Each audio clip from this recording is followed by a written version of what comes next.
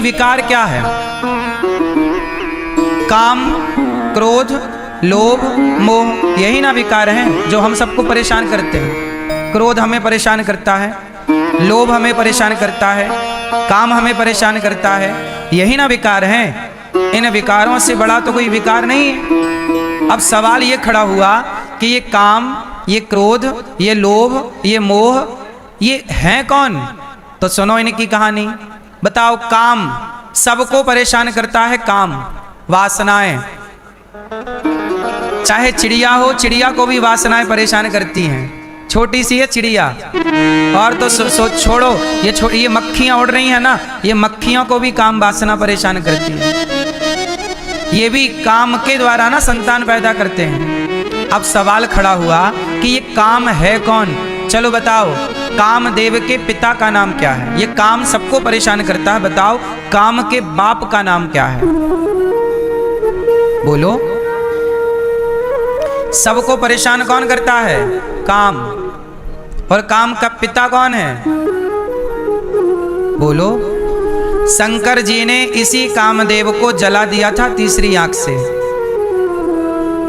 तीसरे नेत्र खोलकर किसे जलाया? कामदेव को। तब काम का शरीर जल गया। तब कामदेव की पत्नी रति बोली कि अब मैं बिना पति के कैसे रहूंगी? तब शिव बोले, चिंता ना करो, ये कामदेव अगली बार भगवान का पुत्र बनकर प्रकट होगा, कृष्ण का। तो भगवान श्री कृष्ण के जो पहले पुत्र हैं, जिनका नाम प्रद्युम्न है, वह साक्षात कामदेव के अवतार हैं। तो कामदेव कौन है? भगवान का बेटा। कामदेव कौन है? भगवान का बेटा, पुत्र। अच्छा ये बताओ, जैसे हम लोग बच्चे पैदा करते हैं, तो स्त्री पुरुष के मिलन से बच्चा पैदा होता है। यही ना प्रोसेस है, स्त्री पुरुष के मिलन से बच्चा पैदा होता है। पर सवाल खड़ा हुआ कि जब भगवान नारायण ने बच्चा पैदा किया, तो अपनी नाभि से कमल को प्रकट किया, कमल में ब्रह्मा जी प्रकट हुए। क्या वहां कोई स्त्री थी जिससे बच्चा पैदा हो? भाई संसार में तो बच्चा पैदा करने के लिए दो लोग चाहिए, स्त्री और, इन दोनों के बिना बच्चा पैदा नहीं हो सकता। लेकिन जब भगवान नारायण सृष्टि करना चाहते हैं तो उन्हें किसी स्त्री की जरूरत नहीं पड़ती। वो संकल्प मात्र से संकल्प लें कि मेरा पुत्र हो, तो नाभि से कमल निकलता है और ब्रह्मा जी प्रकट हो जाते हैं। संकल्प की सृष्टि। ये संसार में मैथुनी सृष्टि है। ये जो सृष्टि है, ये कौन सी सृष्टि है? मैथुनी सृष्टि है। और जो भगवान सृष्टि करते हैं वो कौन सी सृष्टि होती है? संकल्प। कैसी सृष्टि होती है? बोलो। संकल्प मात्र से भगवान संकल्प लेते हैं कि मेरा पुत्र ब्रह्मा प्रकट हो जाए, तो नारायण की नाभि से कमल प्रकट होता है, कमल में ब्रह्मा जी। फिर ब्रह्मा जी संकल्प लेते हैं कि मेरी भ्रकुटी से एक बालक प्रकट हो, तो भ्रकुटी से बालक प्रकट होता है, रोता हुआ, उसी का नाम, उन्हीं का नाम भगवान शंकर, रुद्र नाम पड़ा। ब्रह्मा जी से प्रकट कौन हुआ? ब्रह्मा जी के पुत्र नारद हैं। बोलो। ब्रह्मा जी की पत्नी का नाम क्या है? बोलो। ब्रह्माणी। ब्रह्मा जी की पत्नी कौन? ब्रह्माणी। ब्रह्माणी नारद जी ब्रह्मा से ही प्रकट हो गए, उन्हें स्त्री की जरूरत नहीं पड़ी। जब भगवान ने मनुष्य को बनाया और संसार को चलाने का प्रोसेस किया, तब ना भगवान ने ये मैथुनी सृष्टि बनाई। इसके पहले संकल्प की सृष्टि होती है। बोलो हाँ। चलो बताओ, आज इस धरती पे कौन प्राणी है जो संकल्प की सृष्टि करता है? चलो बताओ, आप साइंस को जानते होंगे। बताओ कौन जीव जंतु ऐसा है? आपको पता है एक जीव ऐसा है आज भी जो संकल्प से सृष्टि आज भी करता है। बताओ कौन है? मोर नहीं।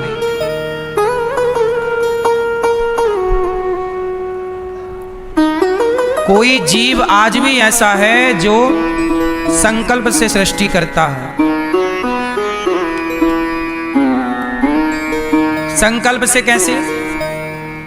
जैसे अब सुनो, ये कछुआ होता ना, कछुआ, कछुआ की जो कछवी होती है, ये कछुई अपने बच्चों को, अंडे को ना पानी के बाहर रखती है और पानी के बाहर रख के जमीन पे गाड़ देती है, मतलब गड्ढा खोदती है, अंडा रखती है, फिर उसके ऊपर मिट्टी विट्टी डाल के चली आती है। फिर वो पानी के भीतर रहते रहते अपने बच्चों का चिंतन करती है और वो संकल्प लेती है कि अब मेरे बच्चे हो जाएं। तो वो उसके संकल्प मात्र से उसके बच्चे वहां, जब वो जाती है दोबारा तो उसके बच्चे वहां तब प्राप्त हो जाते हैं। तो ये जीवों की सृष्टि आज भी ईश्वर ने कुछ बचा रखा है एविडेंस के रूप में, ताकि आज के युग में विश्वास होना कठिन है तो विश्वास बना रहे। तो आज भी जब देखो भगवान जब सृष्टि करते हैं तो कैसे सृष्टि करते हैं? संकल्प की। राम जी के पुत्र हुए लवकुश, तो कैसे पुत्र हुए? ऐसे ही जैसे आज के पुत्र होते हैं? नहीं। माता सीता कौन है? साक्षात लक्ष्मी। राम कौन है? साक्षात नारायण। भगवान राम ने संकल्प लिया कि मेरे पुत्र हो जाएं, पुत्र हो गए, पत्नी गर्भवती हो गई। अब जैसे देवकी माता गर्भवती हो गई, 8वें गर्भ में भगवान कृष्ण पहुंच गए। तो हमारा जन्म तो होता है देखो माँ की योनि से। हमारा और आपका जन्म कैसे हुआ? माँ की योनि से ना बाहर आए हम सब लोग। लेकिन भगवान कैसे जन्म लेते हैं? भगवान हमारी तरह जन्म थोड़ी लेते हैं कि नरा जोड़ा है फिर नरा कटेगा और योनि के द्वारा बाहर आए। नहीं, भगवान जब प्रकट होते हैं, भादों का महीना आया, कृष्ण पक्ष की अष्टमी तिथि आई, रात्रि के 12 बजे, तो देवकी के यहाँ गर्भ से नहीं प्रकट हुए, ऐसे ही प्रकट हो गए आकाश में, चतुर्भुज रूप में प्रकट हो गए। योनि से प्रकट नहीं हुए कि जैसे माँ का बच्चा हम और आप पैदा हुए हैं, ऐसे नहीं। भगवान इसलिए क्या लिखा? भय प्रगट कृपाला दीन दयाला। जन्म नहीं, हम लोगों का होता है जन्म, भगवान का होता है प्राकट्य। इसलिए हम जन्मा है, भगवान अजन्मा है। इसलिए कुछ लोग कहते हैं कि भगवान भी तो पत्नी वाले हैं, पति वाले पत्नी पति रहते हैं। हम पति पत्नी में और भगवान पति पत्नी में अंतर है। हम पति पत्नी में और भगवान पति पत्नी में अंतर सिर्फ इतना है कि हम जो सृष्टि करेंगे वो मैथुनी होगी और भगवान जो करते हैं वो संकल्प मात्र से। भगवान संकल्प लें तो आज ये पूरा ब्रह्मांड नष्ट हो जाए और तुरंत संकल्प लें तो जस का तस तैयार हो जाए। ये भगवान के संकल्प से संसार चलता है। भगवान की व्यवस्थाएं ऐसी। कई बार लोगों को डाउट होता है कि भगवान जन्म कैसे लेते हैं, मरते कैसे हैं? तो सुनो ना, भगवान जन्म लेते हैं ना तो भगवान मरते हैं। एक दिव्य शक्ति का नाम, दिव्य एनर्जी का नाम ईश्वर है, जिसने ये सब प्रपंच रचा बनाया। जब हम पैदा हुए तब पीपल बना बनाया था। जब हम पैदा हुए तब नदी बनी बनाई थी। जब आपके बाप दादे पैदा हुए तब भी नदी बनी बनाई थी, तब भी समुद्र बना बनाया था। जब आपके दादा परदादा पैदा हुए तब भी सूर्य बना बनाया था, चंद्रमा बनी बनाई थी। सवाल ये खड़ा हुआ कि भैया ये सब बनाया किसने होगा? बिना बनाए तो कुछ ना बनता। एक बहुत बड़े वैज्ञानिक से किसी ने पूछ लिया कि भैया भगवान है कि नहीं? किसी वैज्ञानिक से एक बच्चे ने सवाल कर लिया कि बताओ भगवान है या नहीं? तो वैज्ञानिक बोले कि कल आना, तुम्हारे प्रश्न का उत्तर हम कल देंगे। तो उस वैज्ञानिक ने अपने कमरे में कुछ चीजें बनाई, मिसाइल बनाई, डेमो रखा, एक इंजन बनाया, इंजन का डेमो वहां पे रखा, सब चीजें बनाई। तो सामने वाला उस बच्चे ने फिर सवाल किया कि ये आपने बनाया है? तो वैज्ञानिक महोदय ने बोला कि नहीं, मैंने नहीं बनाया, ये तो अपने से बन गया। तो उस बच्चे ने कहा कि सर ये अपने से कैसे बन सकता है? आपके कमरे में रखा है और इसे कोई बनाया होगा तब ना ये मिसाइल बनी होगी, इसे कोई बनाया होगा तब ना इंजन बना होगा। बिना बनाए इंजन कैसे बन सकता है? बिना बनाए मिसाइल कैसे बन सकती है? बिना बनाए बम कैसे बन सकता है? बंदूक कैसे बन सकती है? तब वैज्ञानिक ने कहा पागल, जब बिना बनाए इंजन नहीं बन सकता तो बिना बनाए ये संसार कैसे बना होगा भाई? ये संसार है, अच्छा एक बात बताओ, फल है तो वृक्ष जरूर होगा, ये बात सही है कि झूठी है? क्या ऐसा है कि फल है पर वृक्ष ना हो, पेड़ ना हो? क्या ये संभव है? मैया, फल है तो फल ये दर्शा रहा है कि वृक्ष जरूर होगा, पेड़ जरूर होगा। बोलो हाँ, यदि वृक्ष है, सॉरी फल है तो वृक्ष जरूर होगा। वृक्ष ना होता तो फल कदापि ना होता। उसी तरह जैसे फल है तो वृक्ष का अपने आप पता लग रहा है कि है, उसी तरह ये संसार है तो भगवान का पता लग रहा है कि भगवान है तब तो बनाया गया है। ईश्वर पेड़ ना होता तो फल कैसे होता? भगवान ना होते तो ये संसार ना होता। सिंपल है ना, साइंस के तरीके से भी तो समझो। साइंस यही तो कहता है कि वस्तु है तो बनाने वाला होगा, बिना बनाए कोई भी वस्तु नहीं बनती। तो बताओ, आपकी किडनी किसने बनाई? तुम्हारी माँ के पेट में किडनियां थोड़ी होती हैं, पर तुम 4 बच्चे पैदा हुए अपनी माँ से, तो तुम चारों में किडनियां हैं कि नहीं, लीवर है कि नहीं? अब तुम माँ को जरा फाड़ कर देखो, एक किडनी ना मिलेगी एक्स्ट्रा, उसकी जहां की तहां है, पर तुम्हारे भीतर भी आ गई। बोलो हाँ, नहीं आई? किसने डाल दिया? तुम माँ को, जब माँ भगवान के घर चली जाए तो पूरा सिस्टम खोल कर देखना, एक भी एक्स्ट्रा आंख ना मिलेगी पेट में। पर तुम पैदा हुए तो 2 आंख, फिर तुम्हारा भाई आया तो 2 उसकी 4, फिर तुम्हारा तीसरा भैया आ गया, 6 आंख पेट में थी तुम्हारी माँ की, कहां से आ गई? क्यों जी, माँ के पेट में कोई आंखें बनती हैं क्या? बोलो, कौन है ये? आंख है तो आंख बनाने वाला भी ना होगा? किडनी लीवर है तो कोई बनाने वाला तो होगा? कोई इंसान बनाने वाला होता तो किडनियां बाजार में बिकती, भैया किडनी ले लो। बाजार में तो अवेलेबल नहीं है ना चीजें। इसका मतलब है कि कोई है जो ये सब कुछ बना रहा, उसी का नाम है भगवान, जो इतना बारीक सूक्ष्म रूप से काम करता है कि तुम्हारे पेट में घुस के काम कर जाता है, तुम्हें पता नहीं चलता। नहीं मेरी माँ, तुम्हारे पेट में 9 महीने तक कौन बैठा रहता है?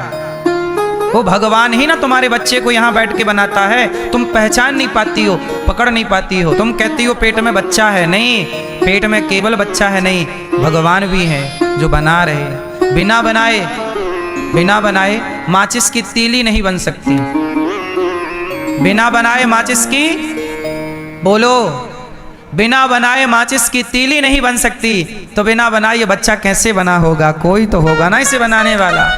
उसी का नाम परमात्मा है, भगवान है, ईश्वर है।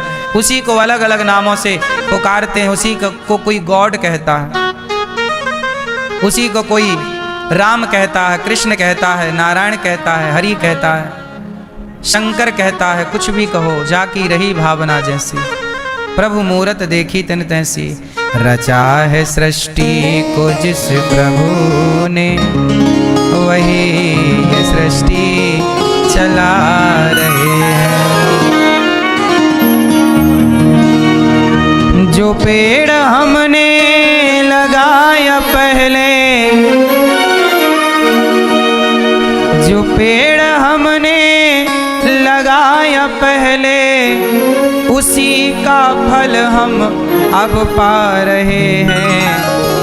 रचा है सृष्टि को जिस प्रभु ने, वही ये सृष्टि चला रहे। क्या बढ़िया संसार बनाया।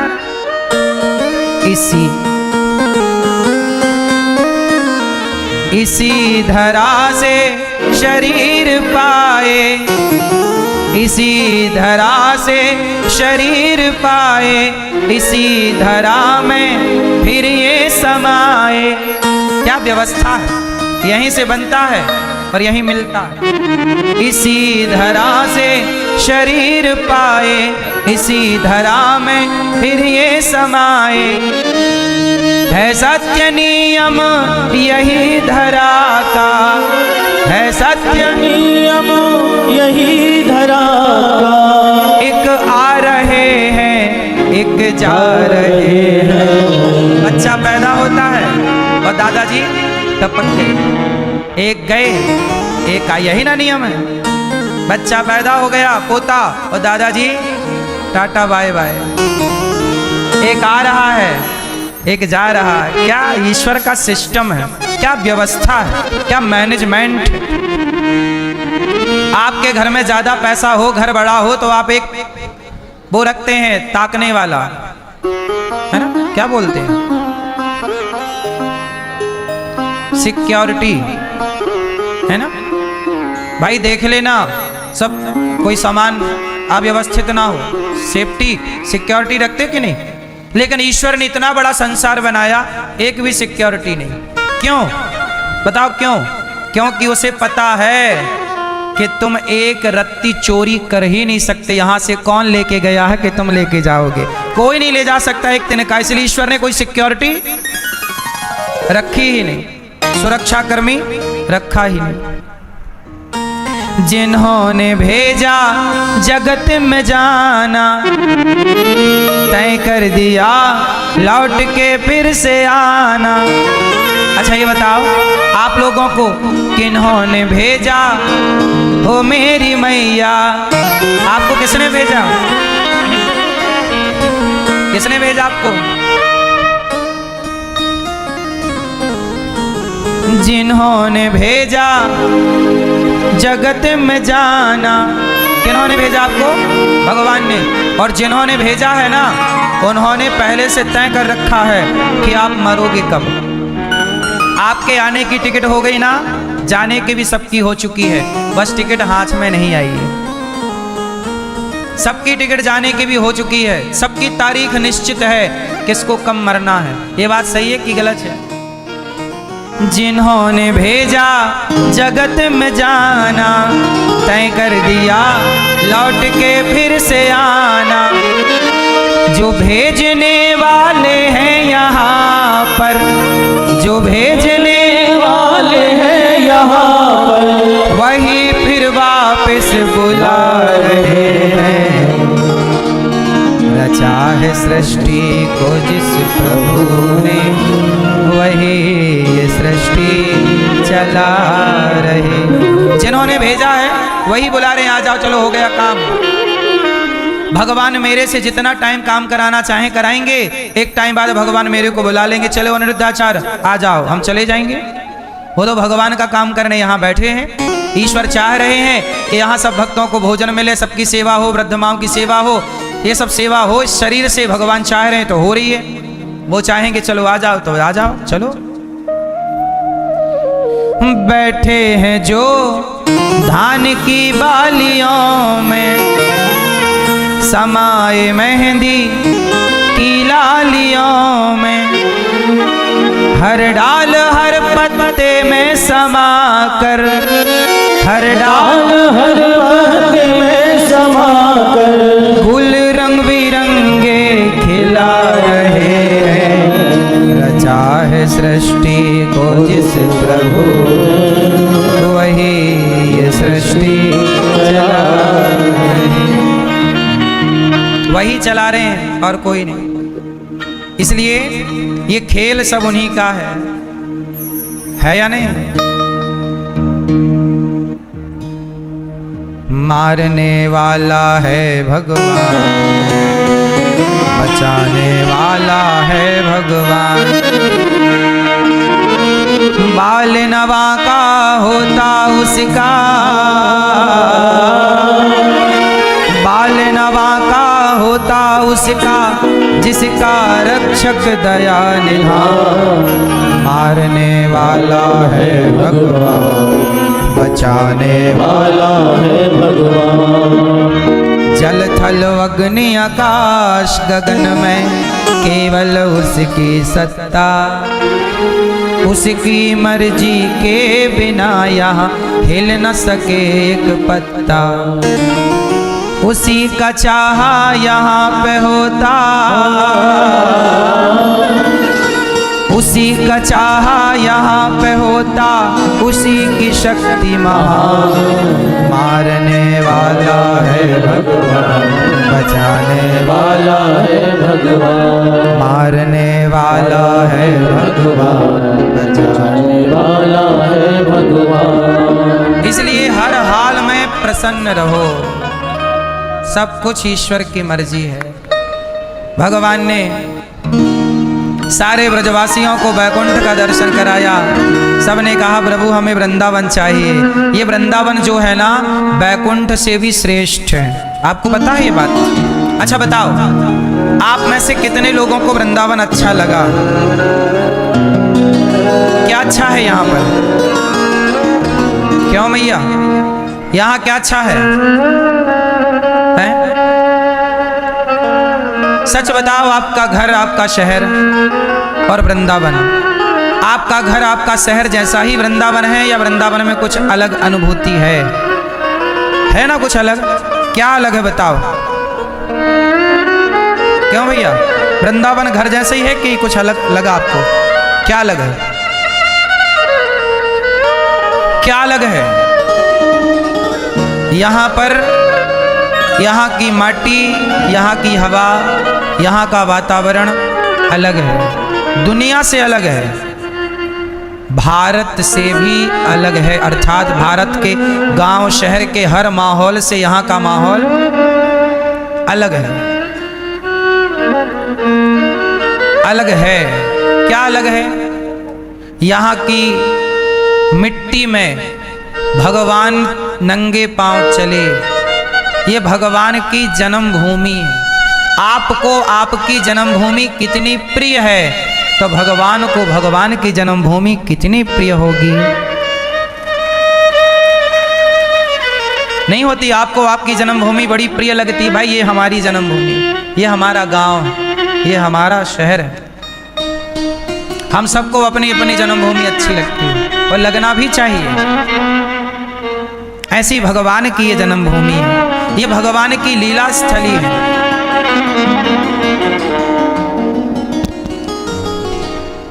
ये यमुना भगवान की पत्नी है, 4 नंबर की पटरानी है।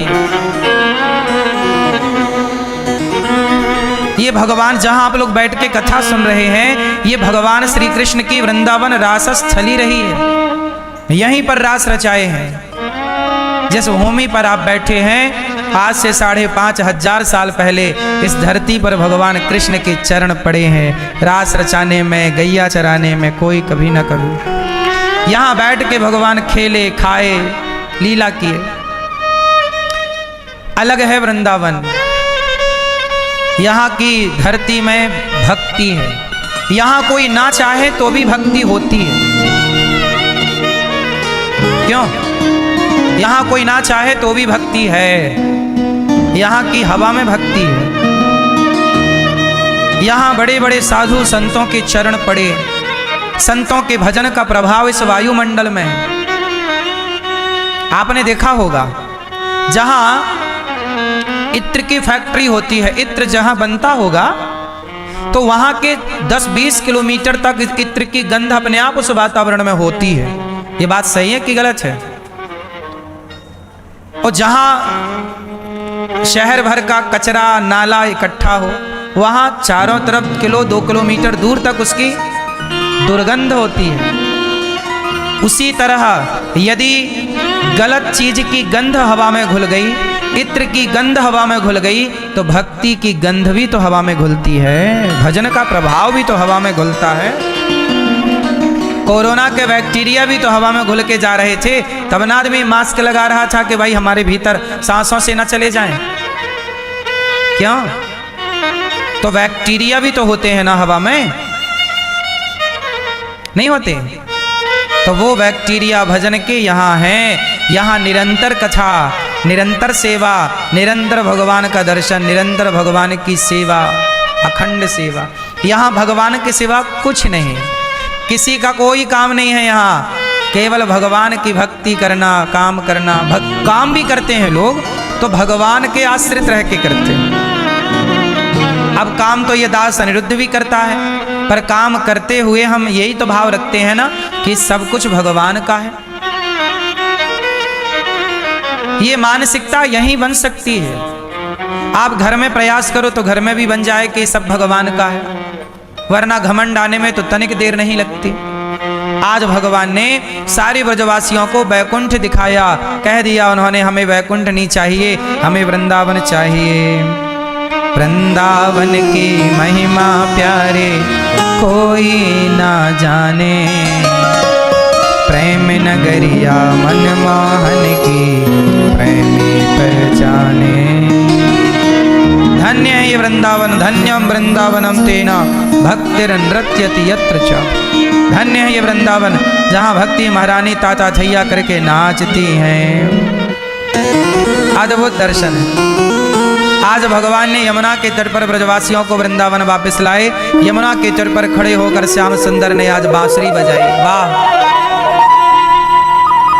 गजब की बांसुरी बजती है वृंदावन बसैया की, करूं तारीफ मुरली की या मुरली के बजैया की।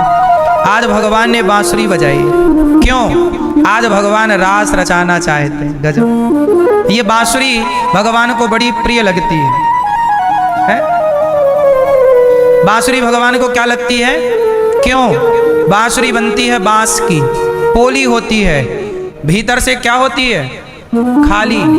भीतर से क्या है? बोलो, भीतर से क्या है?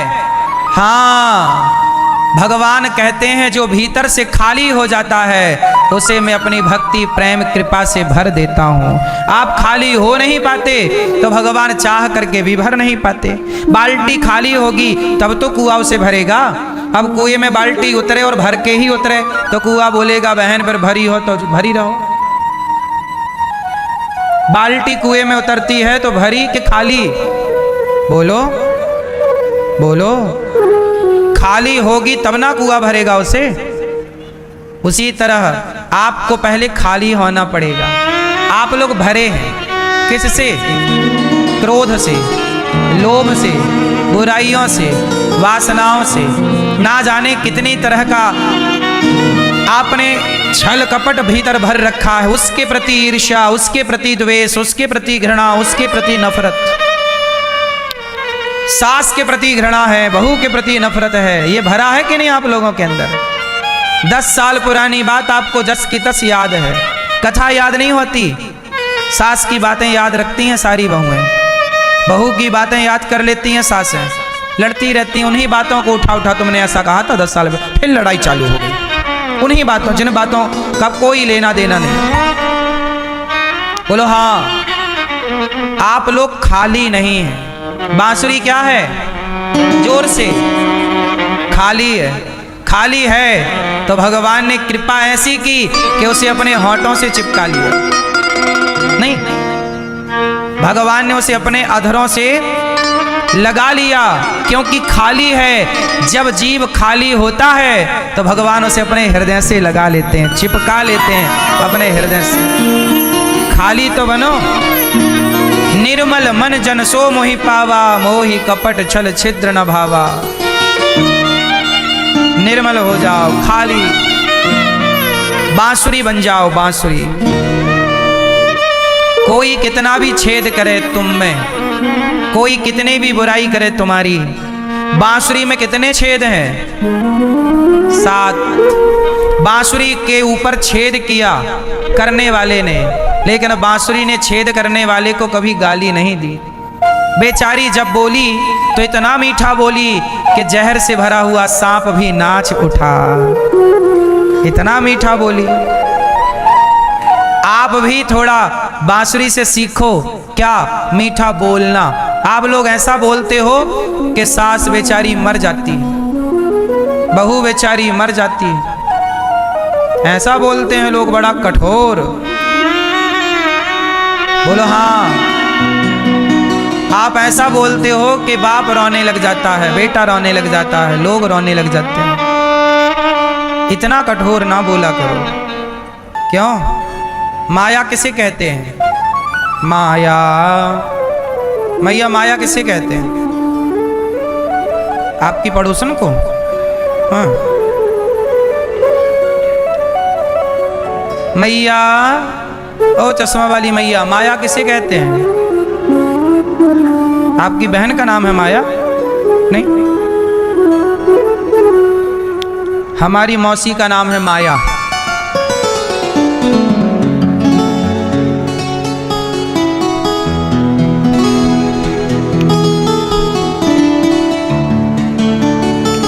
तो माया किसका नाम है? मौसी का। क्यों मेरी माँ? माया मौसी। ये भगवान की माया बड़ी प्रबल है। मम माया दुरत्यया, बड़ी प्रबल माया है। चलो बताओ माया किसे कहते हैं? मैया, ओ मेरी माँ,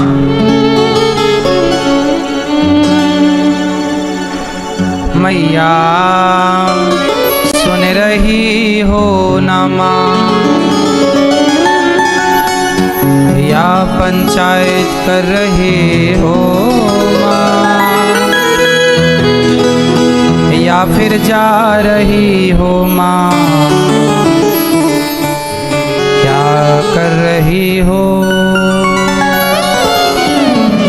आप जानती हो माया किसे कहते हैं? पैसे को। पैसे को माया कहते हैं, ठीक है, कहने वाले कहते हैं, ठीक कह रही हो। आप बताओ मैया माया किसे कहते हैं? माया की परिभाषा बताओ, माया को परिभाषित कीजिए। ये पीली मैया परिभाषित करेंगी हमारी। पीली मैया बैठी है ना, बताओ मेरी माँ माया किसे कहते हैं? हाँ, बैठे बैठे बताओ, खड़े ना हो। सुनो, ध्यान से सुनो, माया किसे कहते हैं? जो है नहीं, जो सब बोलो, जो है नहीं पर दिखाई पड़े, जो है नहीं पर दिखता हो, उसे माया कहते हैं। कैसे? उदाहरण, जैसे सड़क में जब आप गर्मियों में सड़क में गाड़ी से जाते हो तो आगे ऐसा लगता है सड़क में जैसे पानी भरा हो। नहीं, रेगिस्तान में ऐसा लगता है जैसे दिन में प्रकाश होता है ना, गर्मी, ऐसा लगता है पानी भरा है। मृग मारीचिका कहते हैं इसे। ऐसा लगता है पानी भरा है, पर जाकर देखो तो वहां पानी क्यों? सही है, जो दिख रहा है पर है नहीं, इसी का नाम माया है। दूसरा उदाहरण, 2-3 उदाहरण हम देंगे, ध्यान से सुनना। एक उदाहरण आप लोगों से हम लेंगे, इसके लाखों उदाहरण हैं। 2-3 हम देते हैं, एक आपको देना पड़ेगा। जब आप दे दोगे तो हमें समझ आ जाएगा कि आपने समझ लिया माया को। पहला उदाहरण कि पानी की भ्रांति है पर पानी पहला। दूसरा, जो अपना है नहीं पर दिखाई पड़ता हो। चलो ये बताओ, आपका बेटा आपका है नहीं? ईश्वर का दिया प्रसाद है ना, वो सब ईश्वर ने बनाया, लेकिन आप क्या कहते हो? मेरा है नहीं आपका, पर आप सारी जिंदगी यही कहते हो मेरा है, मेरा। जो आपका नहीं है पर आपका सा दिखाई पड़ता, आपका है नहीं, जो है नहीं पर दिख रहा है अपना सा, इसी का नाम माया है। तुम किस में उलझे हो? माया। बेटा क्या है? माया। बेटी क्या है? माया। चलो बताओ, ये पैसे किसके हैं? आपके जेब में जो पैसे हैं वो किसके हैं? जोर से, जोर से, जोर से। इसमें तो कहीं भगवान का नाम नहीं लिखा। नोट के ऊपर लिखा रहता है भारतीय रिजर्व बैंक। बोलो हाँ, क्या लिखा है? भारतीय रिजर्व। ये नोट आपके पास तो है, आप कहते हो ये मेरा है। जब 500 के नोट बंद हो गए तो बताओ आपके पास थे पर काम कर पाए? फिर इसका मतलब ये प्रॉपर्टी आपके पास होते हुए भी आपकी नहीं है। सरकार जब चाहे बंद कर दे, बोलो हाँ। ये बैंक की, ये सरकार की प्रॉपर्टी है, ये व्यवस्था के लिए आपको दी गई है। बोलो हाँ। ये आपका है नहीं, पर आपका सा लगता है, यही माया है। अब दिखता नहीं, टिकती नहीं है। माया चंचल है ना, लक्ष्मी चंचल है। लक्ष्मी जी का नाम ही माया है, ये समझो। चलो ये बताओ, माया किसे कहते हैं? मैंने कुछ उदाहरण दे दिए, एक उदाहरण आप दे दो। माया किसे कहते हैं? मैं ये उदाहरण दे, हमें समझाओ जरा। जैसे हमने आपको समझाया, ऐसे एक बार हमें समझाओ, माया किसे कहते हैं? सवाल है, उत्तर दो। माया किसे कहते हैं? जैसे आप बताओ। जैसे जैसे क्यों भैया? जैसे जैसे ये शरीर, हमें लगता है ये शरीर मेरा है, ये लगता है ये हाथ मेरा।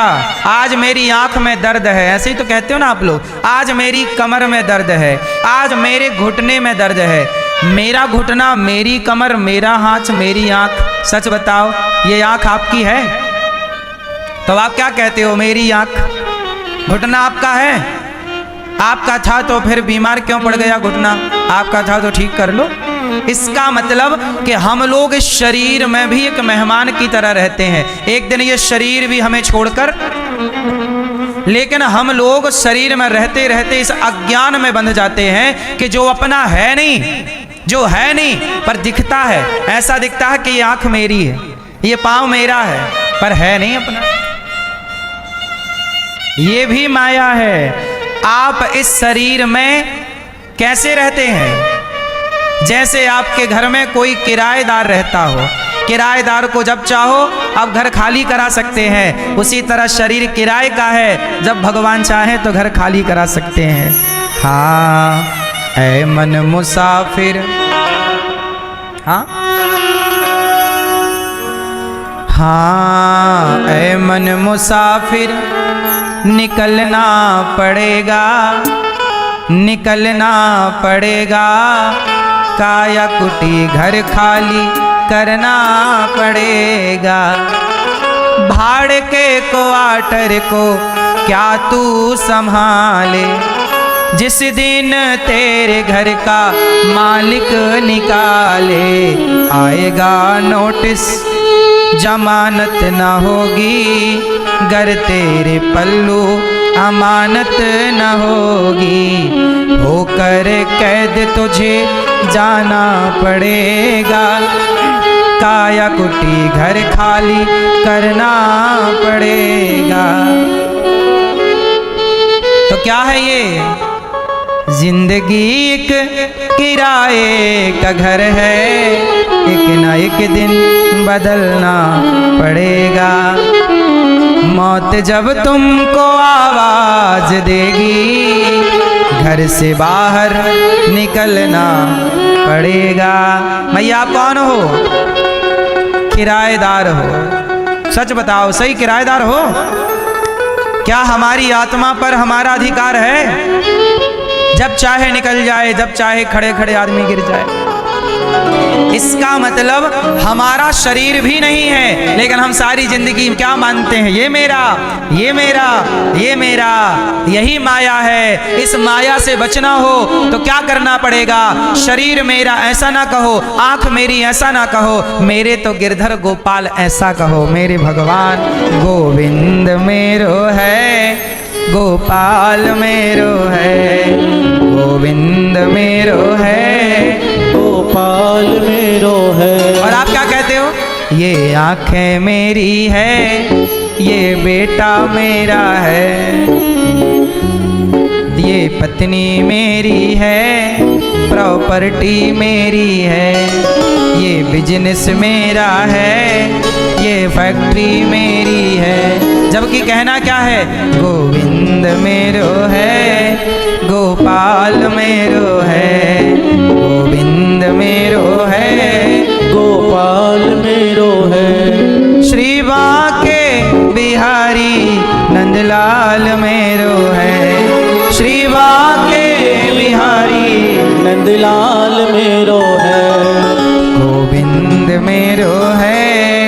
गोपाल मेरो है, गोविंद मेरो है, गोपाल मेरो है। मीराबाई बढ़िया कहती है, मेरे तो गिरधर गोपाल दूसरों ना, पर आप लोग दूसरों के चक्कर में पड़े रहते हैं, दूसरों के चक्कर में अपना बिगाड़ तक लेते हैं आप लोग। कैकई ने दूसरों के चक्कर में ना घर बिगाड़ लिया क्या? रावण ने दूसरों के चक्कर में ना घर बिगाड़ लिया। रावण की बहन आई, बोली सीता बहुत सुंदर है, चुरा लो। देखो कैसी बहन है, अपने भाई को गलत पाठ पढ़ा रही है। और रावण भी उसकी बात में आ गया, चुरा के ले आया, सत्यानाश हो गया। इसलिए कौन आपका? इसलिए माया, माया से बचो। कैसे बचो? जगत को अपना कहना माया है, और जगन्नाथ को अपना कहना ये माया से उबर जाना है। माया से बचना है तो भगवान को अपना कहो, और माया में उलझे रहना है और उलझना है 1000 बार, तो जगत को अपना कहते रहो, ये मेरा, ये मेरा, ये मेरा कहो। बढ़िया है क्या मैया? ओ पंचायती मैया, हो गई पंचायत मेरी माँ? बताओ आपका कौन? आपका कौन?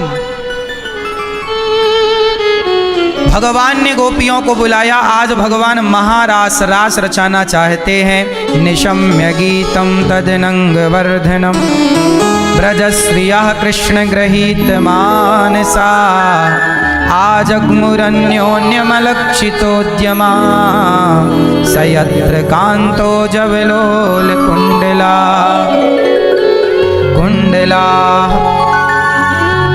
आज भगवान ने निशम्य गीतम तदिनंग वर्धनम, आज भगवान ने सुंदर सा गीत गाया, बांसुरी बजाई, गोपियों को बुलाया, आओ। क्या कर रहे हैं भगवान? रास रचा रहे हैं। रास मतलब भगवान गोपियों के साथ आज उनके जन्म जन्म की कामनाएं पूरी करेंगे। कामनाएं क्या है? चलो बताओ, आपको भगवान मिलेंगे तो आप क्या करोगे? बोलो मेरी माँ। यदि चलो आप सबसे मेरा एक ही सवाल, भगवान जिस दिन आपको मिलेंगे साक्षात, क्या करोगे आप? बोलो मेरी माँ। आप भगवान मिलेंगे तो क्या करोगी? हैं? खुश हो जाएंगे? मोगैम्बो खुश हुआ तब खुश होगी, अभी नहीं, अभी खुश नहीं हुआ। चलो मैया बोली हम खुश हो जाएंगी, ही करके हंसेंगे। आप बताओ मैया, आपको भगवान मिलेंगे तो आप क्या करोगी? नाचेंगे? नाच तो अभी लो, अभी क्या दिक्कत है? आप बताओ मैया, भगवान मिलेंगे तो क्या करोगे? तो अभी समझ लो। देखो किसी के पास उत्तर नहीं है, भगवान को चाह सब रहे हैं, आ जाएंगे तो करेंगे क्या? कोई प्लानिंग नहीं। क्या पीली मैया, भगवान मिलेंगे तो क्या करोगी? हाँ नहीं? आप बताओ क्या करोगी मैया? हैं? मैया क्या बोलती तू? भगवान मिलेंगे तो क्या करोगी? क्या? ओ मोबाइल वाले भैया, आपको भगवान मिलेंगे तो क्या करोगे? बताओ बताओ। गूगल में सर्च कर रहे हो क्या? हाँ, तो क्या करेंगे? क्यों मैया, भगवान मिलेंगे तो क्या करोगी मेरी माँ? नहीं? सुनो, जब भगवान मिले तो भगवान से क्या करोगी?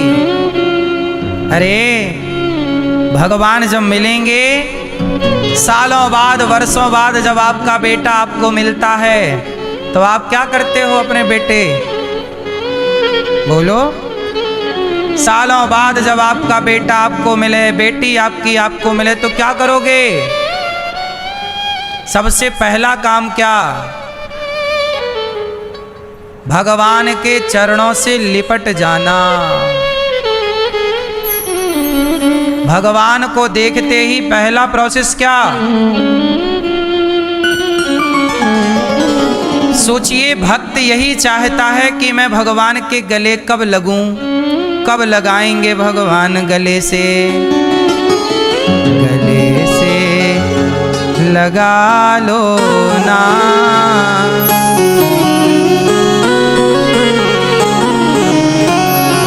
कन्हैया मेरे गले से लगा लो ना। हे प्रभु हमें गले से लगा लो, है ना? गले से लगा लो ना, कन्हैया मेरे गले से लगा लो ना, गले से लगा लो ना, कन्हैया मुझे अपना बना लो ना। तो भगवान गले से लगाएंगे कब? जब आप गले से लगने की भावना रखोगे, भगवान के गले से लग जाओ। तो रास क्या था? जन्म जन्म के उन भक्तों को जो भटके थे, परमात्मा के लिए तड़पते रोते थे, भक्ति करते जप तप करते, सबको गले लगा लिया भगवान ने। वही है रास, जहां भगवान ने सबको स्वीकार कर लिया। इसी लीला का नाम है रास लीला, जहां भगवान ने जीव को स्वीकार कर लिया गले लगा कर। अब गले लगा करके भगवान ने कभी भक्तों को अपनी गोद में बिठाकर गोपियों के संग रास रचा रहे हैं। रास का मतलब क्या है?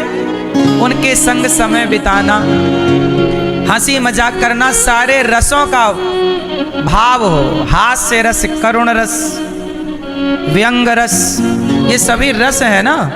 9 रसों की चर्चा अपन पढ़ते हैं। हर रस का आनंद हो।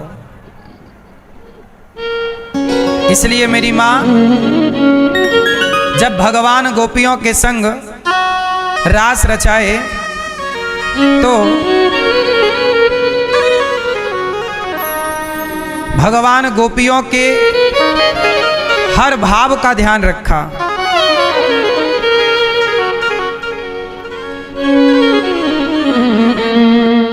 हर रस का पूरा पूरा ख्याल ईश्वर ने रखा।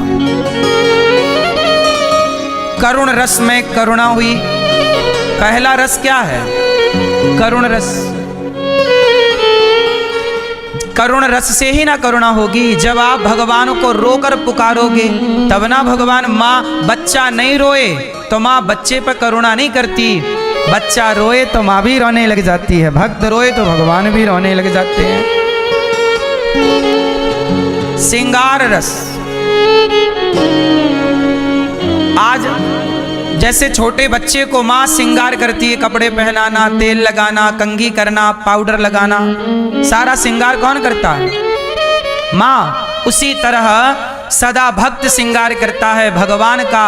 आज भगवान श्रृंगार कर रहे हैं अपने भक्तों का। यही ना रास है, जहाँ भगवान हमारे साथ समय व्यतीत करें, समय गुजारें। हमारी भक्ति हम क्यों कर रहे हैं? भक्ति भगवान को पाना क्यों है? क्या करोगे भगवान को पाकर? मिलेंगे तो क्या करोगे? कितनी देर देखोगे भगवान को? इसलिए भगवान अपनी लीला में, अच्छा सुनो, आप हमसे मिलने आओगे तो हमें कितनी देर देखोगे? हम आपको कितनी देर देखेंगे? लेकिन हम आपके साथ खेल खेलने लग जाएं, क्रिकेट खेलने लग जाएं, कबड्डी खेलने लग जाएं, पकड़म पाई खेलने लग जाएं, तो आप और हम लंबे टाइम तक खेल सकते हैं। कोई किसी को कितनी देर देखेगा? भगवान को कोई कितनी देर देखेगा? आप लोग बिहारी जी जाते हो, 2 मिनट बाद मंदिर से बाहर निकल आते हो, एक झलक देखते हो, आप बोले हो गए दर्शन, चलो। कितनी देर देखी आपने? ये देखो पीली बहन कितनी चतुराई से सो रही है। आप भगवान को देखेंगे तो कितनी देर देखेंगे? लेकिन भगवान को आप कितनी देर देखते हैं? बिहारी जी के मंदिर आप कितनी देर रहे? चलो बताओ, बोलो। 10 मिनट 20 मिनट रहे होंगे बस।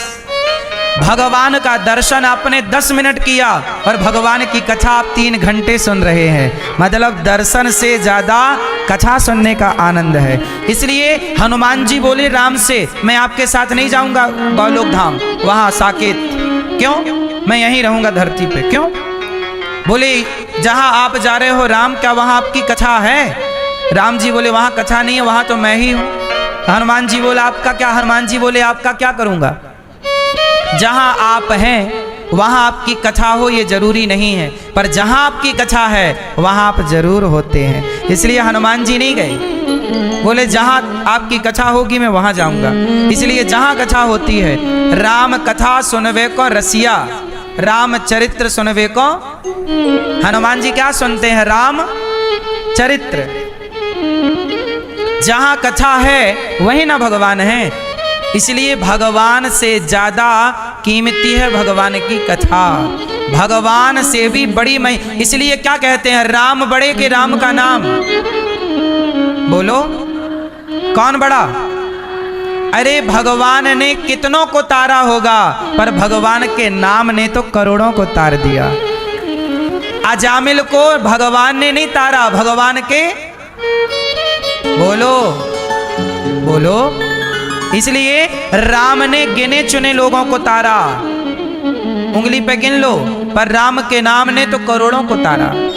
इसलिए भगवान से बड़ा कौन? भगवान का, भगवान से बड़ी है भगवान की कथा। इसलिए कथा श्रवण करने का जो सुख है वो भगवान को पाने का भी सुख नहीं है इतना, जितना भगवान की कथा में सुख है, आनंद है।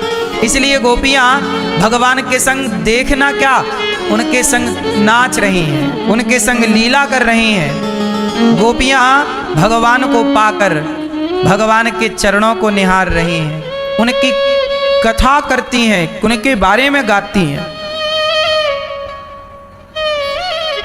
मेरी मां, इसलिए आपसे कहता हूं कि भगवान को पाना हो तो भगवान की कथा जब पा लो तो समझ लिया करो कि हमने भगवान को पा लिया। कथा पा गए मतलब भगवान को पा गए, परेशान होने की जरूरत नहीं। भगवान सब कुछ देख रहे हैं, सुन रहे हैं। भगवान भी ना बंधे हुए हैं कलयुग से। क्या कलयुग ने कह रखा है, हे भगवान जल्दी से आप आ मत जाना वरना हमारा खेल खत्म हो जाएगा। कलयुग में भगवान सबको मिलने लग जाए तो कलयुग मर नहीं जाएगा? क्यों? ये युग भी तो, कलयुग भी तो भगवान का ही बेटा है। सतयुग किसका बेटा है? भगवान का। त्रेता युग किसका बेटा है? द्वापर युग किसका बेटा है? कलयुग किसका बेटा है? भले बुरा है ये कलयुग, पर है तो भगवान का ही बेटा। तो ये बोल दिया कि यदि आप आ गए तो हम मर जाएंगे। भाई जहां भगवान की कथा कीर्तन भगवान प्रकट हो गए तो कलयुग तो खत्म। इसलिए कलयुग में भगवान छोड़ा, कथा के द्वारा अपना अनुभव कराते हैं अपने भक्तों को। भजन करो अनुभव होगा। प्रत्यक्ष रूप से नहीं, अप्रत्यक्ष रूप से परमात्मा कार्य करते हैं। कलयुग है ना, उसका भी तो ध्यान रखना पड़ेगा ना कलयुग का। आप लोग समझो इस बात को। डायरेक्ट नहीं, ईश्वर इनडायरेक्ट कृपा कर रहे हैं।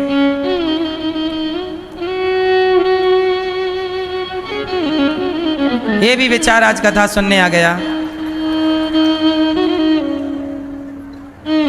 ठीक है,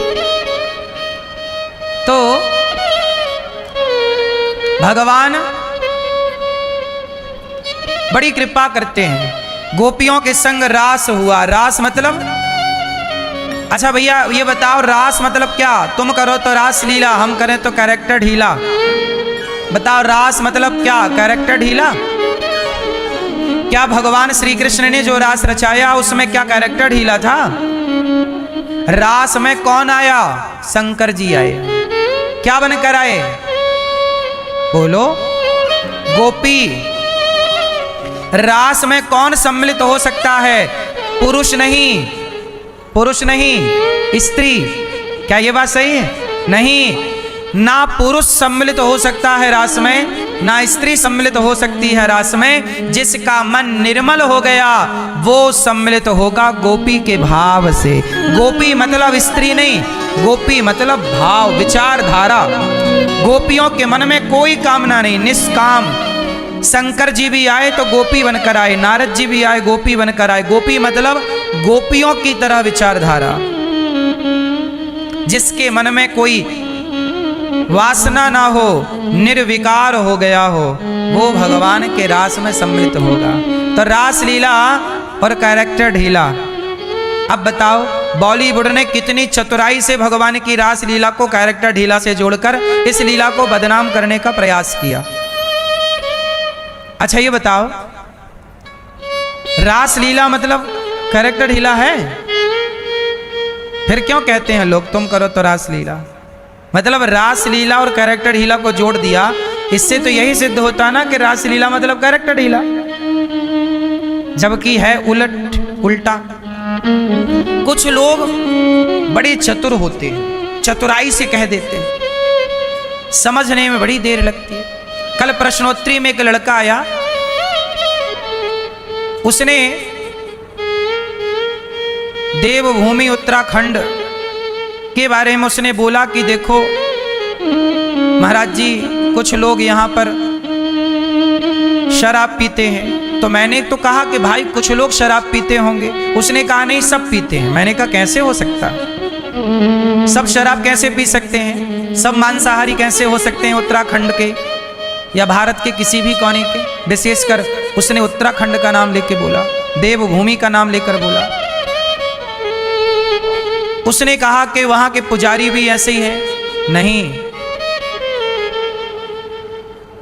कुछ लोग क्या होते हैं समाज में कि बदनाम करना चाहते हैं। गलती कोई करता है तो उसे ऐसा लगता है कि सब गलत है। नहीं, कोई एक गलती करेगा, समाज में कोई ना मांस खाता होगा या कोई शराबी होगा, सारे थोड़ी शराबी हो जाएंगे, सारे थोड़ी मांसाहारी हो जाएंगे। बद्रीनाथ जी में तो हम सबकी, केदारनाथ जी में तो उत्तराखंड से हम सबकी बड़ी आस्थाएं जुड़ी हैं। उसने आकर के सारे उत्तराखंड के लोगों के लिए बोलना स्टार्ट कर दिया। मैं मना करता जा रहा हूं कि भाई सब लोग बुरे नहीं हो सकते, सब लोग ऐसे नहीं, सब ऐसे, सब कैसे हो जाएंगे भाई?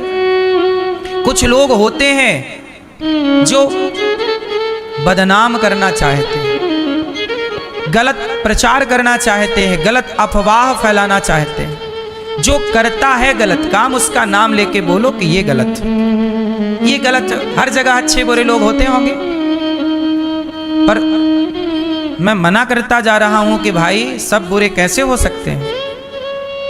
उसने तो बोला सब बुरे हैं, बस खुद को ही उसने अच्छा कहा, मैं ही अच्छा हूं महाराज जी, सब बुरे हैं। सब कैसे बुरे हो जाएंगे भाई?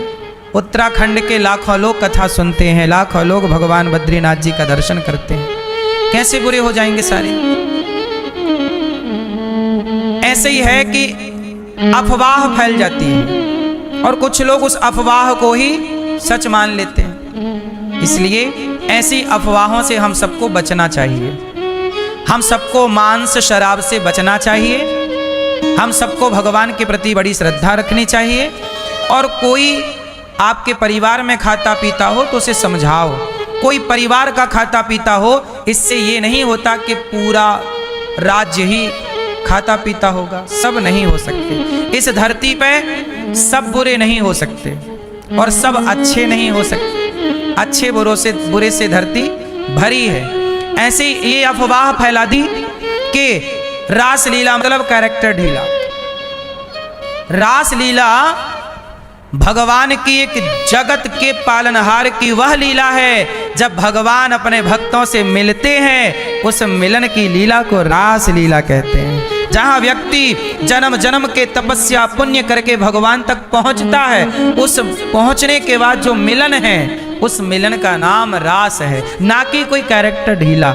यदि कोई कैरेक्टर ढीला की बात होती तो वहाँ शंकर जी क्या करने गए थे? फिर शंकर जी तो रास में गए ना, तो शंकर जी हैं, कामदेव को जलाने वाले। लेकिन समाज में कुछ लोग गलत प्रचार करते हैं। सोचिए, भगवान तक को नहीं छोड़ते बदनाम करने से, तो इंसानों की तो छोड़ दो। बॉलीवुड और कुछ लोग ऐसा गलत प्रचार करते हैं, गलत बातें। प्रिय भक्तों, भगवान ने दिव्य रास रचाए गोपियों के संग।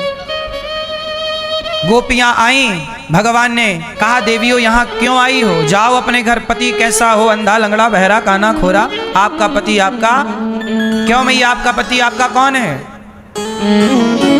मैया, ओ मैया, इधर चली मैं उधर चली, पता नहीं मैं किधर चली, वीडियो बनाने लगी मैं खड़े होके बस, मैया बैठो मेरी माँ।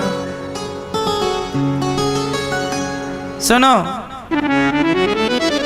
भगवान ने गोपियों से कहा पति कैसा हो, अंधा लंगड़ा। अच्छा पति कौन होता है, आप पति को क्या मानती हो मैया, आप मैया क्या मानती हो, आप पति को क्या मानती हो, पति को पति मानती हूं मैं, आप मैया क्या मानती हो हैं? भगवान झूठ बोलना पाप है, नदी किनारे सांप है,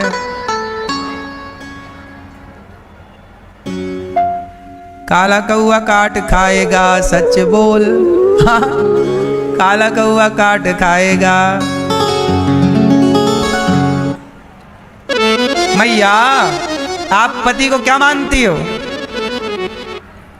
पति को क्या मानो, तुम ही मेरे मंदिर, तुम ही मेरी पूजा, तुम ही देवता हो, तुम ही देवता हो, तुम ही मेरे माथे की बिंदिया की झिलमिल, तुम ही मेरे हाथों के गजरों की मंजिल, मैं हूँ एक छोटी सी माटी की गुड़िया, तुम ही आत्मा हो, तुम ही आत्मा हो। अच्छा सच बताओ, हमारे हिंदू सनातन धर्म में पति को भगवान कहा जाता है। पति भले भगवान लायक ना हो, शराबी हो, नालायक हो, दुष्ट हो, फिर भी हमारे यहाँ की स्त्रियां पति को भगवान मानती हैं। अच्छा बताओ, भगवान मानना पति को सही मानसिकता है कि गलत मानसिकता, सही है ये गलत है, जोर से है? अच्छा पति भगवान होता है तो बताओ पत्नी क्या होती है, बोलो क्या होती है? पुरुष भैया बताओ, पत्नी को आप क्या मानते हो? पत्नी और कुछ नहीं। और आपकी पत्नी आपको क्या मानती है? मैया बताओ क्या मानती हो आप इनको? देवता। देखो ये देवता मानती हो, और आप क्या मानते हो? दादाजी आपकी पत्नी कहाँ है? क्या मानते हो आप अपनी पत्नी को? घर की लक्ष्मी। हाँ आप बताओ, आप अपनी पत्नी को क्या मानते हो? पत्नी के लिए पति भगवान है, तो पति के लिए पत्नी क्या है? हा? पत्नी भी भगवान होती है। क्यों पत्नी भगवान नहीं होती? भगवान सबके भीतर है, कण कण में है, तो पत्नी कोई कण कण से बाहर है क्या? पत्नी में भी तो ईश्वर है, सब में ना भगवान है। तो पति भी भगवान है और पत्नी भी भगवान है। पति है देवता तो पत्नी है देवी, पति है नारायण तो पत्नी है नारायणी, दोनों पूरक हैं। पर समाज में पुरुष को बड़ा बताया गया कि पुरुष भगवान, और स्त्री को कहा गया तुम तो पांव की जूती हो। ऐसा कुछ लोगों ने कहा। स्त्रियों को कुछ लोग पांव की क्या मानते हैं? पांव की हैं? ये क्या मानते हैं आपको? क्यों आप क्या मानते हो अपनी पत्नी को? पांव की जूती? नहीं। इसके पिता ले आना, समझाएंगे। अभी ना शिकायत करो, प्रश्नोत्तरी में करना, ले आना। बेचारी पत्नियां इतनी परेशान हैं कि मौका मिलते ही पति की शिकायत चालू। क्या करें? परेशान करता है आदमी दारू पी पी के, परेशान करता बेचारी को। पत्नी कहे तो कहे किससे, बेचारी कह भी तो नहीं सकती। पत्नियां बोले तो लोग उसी को कहते तू ही गलत है, पति की सेवा नहीं करती। और नालायक हो इतना दुष्ट है कि शराब पी के थप्पड़ मारता है। कितना सहने की भी तो सीमा है। इसलिए पति भी परमात्मा है और पत्नी भी ईश्वर। इसका मतलब ये हुआ कि पति पत्नी दोनों को एक दूसरे का सम्मान करना चाहिए। हमारे रिश्तों में ना पति को भगवान कहने का तात्पर्य ये है कि अपने पति की इज्जत करो। पत्नी को देवी लक्ष्मी कहने का तात्पर्य ये है कि अपनी पत्नी का सम्मान करो। रिश्तों में क्या चाहिए? सम्मान चाहिए। वो रिश्ते बहुत अच्छे रहते हैं जिन रिश्तों में एक दूसरे के प्रति सम्मान की भावना होती है। मैं अपनी पत्नी का सम्मान करूं, पत्नी मेरा सम्मान करे, गाड़ी चल पड़ी। अपमान से कहां चली सम्मान करने? पति का। जाओ करो सम्मान मैया। तो क्या करना चाहिए हम एक दूसरे का? जोर से मैया बोलो मेरी मां। सम्मान करना चाहिए। आज रिश्तों में क्या हो गया है? अपमान हो गया। कोई भी लड़ाई होती है आदमी स्त्री के माँ बाप तक चला, तेरी तो माँ ऐसी, तेरा तो बाप ही ऐसा है। फिर स्त्री भी बोलती है कोई तुम्हारा बाप हरिश्चंद्र है क्या? तुम्हारी माँ सावित्री है? फिर इसी चक्कर